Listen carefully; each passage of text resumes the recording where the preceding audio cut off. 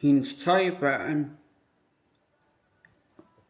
Renee Armstrong, Charles Eddie Nielsen og deres mor og deres far, René Angeli, manager gift med Celine Dion, har været stolt over, at Celine Dion har opnået den største drømme og sin fairytale karriere.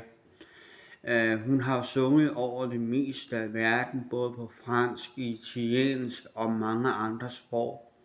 Men mest af alt behøves Celine Dion, the real Celine Dion, ikke bevise over for omverdenen, at hun har gjort det, som ingen andre ville kunne gøre i dag. Celine Dion har slået Elvis Presley, Michael Jackson og flere icon legend.